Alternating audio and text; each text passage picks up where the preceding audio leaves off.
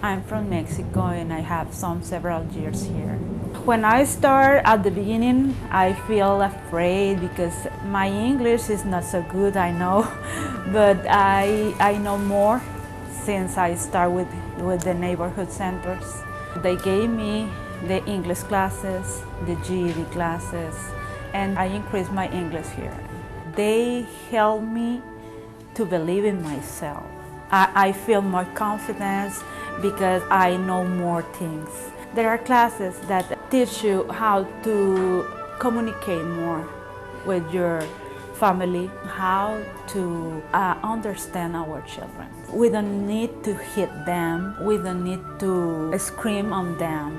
We need to talk with them, to understand them.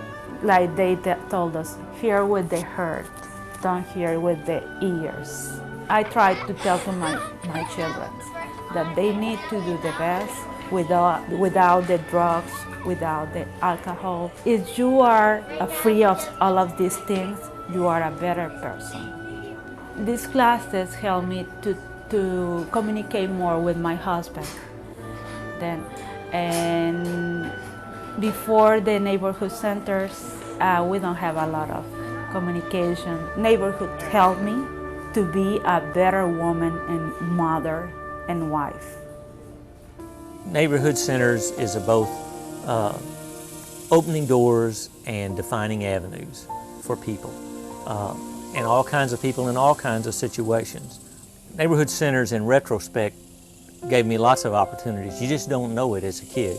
Neighborhood centers helped me see a different path, a different way of life. When you're insulated in your own family and they don't have many economic resources, then you can't realize what other places are like. They took us on tours of chemical industries and never been to see an adults working. That's just different. And I know where my dad works, but he was pumping gas, so this is altogether different. So parking lots full of people, you go into a building and they're working. Someone had set up demonstrations, and these were the scientists and engineers with that company. He's got a big table in front of him full of powder, and then he pushes air through this powder and it becomes liquid, and little things float in it. And he says the air is a catalyst. Later that year in school, the teacher says, "What's a catalyst?" And I said, "I know." And I tell her what a catalyst is, and she says, "Well, quite the little scientist you are." It put in my mind, you can do science because of what you know, and really opened the field of science to it. And I went and got my undergraduate degree in biology. Enjoyed it, spent 34 years in education, really had a good time. Neighborhood centers was part of that experience and the seed for options. And because my mother's family, nobody went to college, and that hadn't been a part of my father's experience as well. So it's sort of like knowing about space travel. We know it exists, but we don't see it as an option for ourselves. It inspired, educated, more empowered me. The idea that everybody said you can do it. It's not like at home or sometimes at school where you're a failure. Everyone you're dealing with at neighborhood centers is presenting opportunities more on a platter, saying this is something you can do. It's that encouragement that builds inspiration. Had I not gone to neighborhood centers, seen those opportunities, the other life that was probably an option wouldn't have given me those experiences. And I think that's where neighborhood centers open doors for me that I could turn around and open for my children, and hopefully they'll open for their children as well. So that drop in the pond of humanity has ripples that turn to waves in time. And those waves change how we live and how others live. I was born the day after the stock market fell back in 1929, and the following day was Halloween, so it must have been a real scary day for my parents, my birth. We were all poor back then, so by the age of 3 I started going over there, and as far as I remember, I think the first real complete meal I ever got in my life was at the center. My healthy meals and the milk I drank was at the center. And I remember on cold days they used to loan us a sweater when we got to the center, to go out in the playground. And then in the afternoon when we left, they would take it back.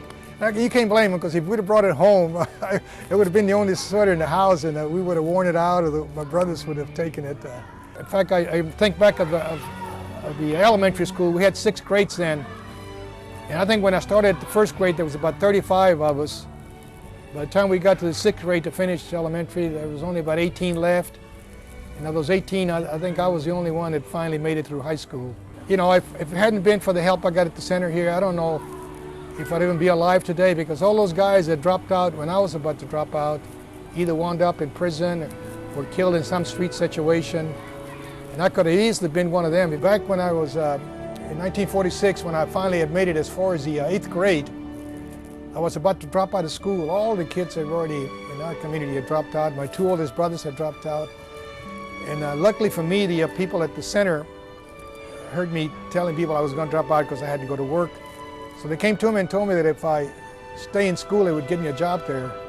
And I took them up on it. And then they said when I finished that, if I wanted their help, they could give me help go to college. And I guess by then they thought I could make a real social worker. They sent me to graduate school, and I did my field work here. And then came back, and I've been working with them ever since. But once I got it through school, then my 3 youngest brothers were able to get through, and they finished high school and finished college. And I'm telling people, if we could work and get in the firstborn of every family to finish their education, all the youngsters that come after that, we could really get a lot more through school than we are doing now. Half of the kids in this neighborhood still, Rick, that start for the 1st grade, never finish school, you drop out.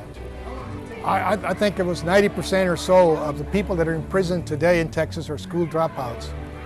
So right then it tells you that if we could help keep people stay in school, finish their education, we could do a lot about our crime problems. We can get every youngster educated.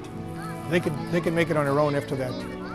I could work here the rest of my life and never pay back all they did for me. And you know, we've had, through the years that I've worked here, we have young people come back and tell me almost the same thing, that if it hadn't been for the help we gave them here and the interest we took in them, they wouldn't be where they are today. A lot of them are successful businessmen today, and they credit the services we provide for them at the center for getting them where they are today. So it does make a difference in people's lives. Thank you, neighborhood centers. Thank you, neighborhood centers. Thank you, neighborhood centers.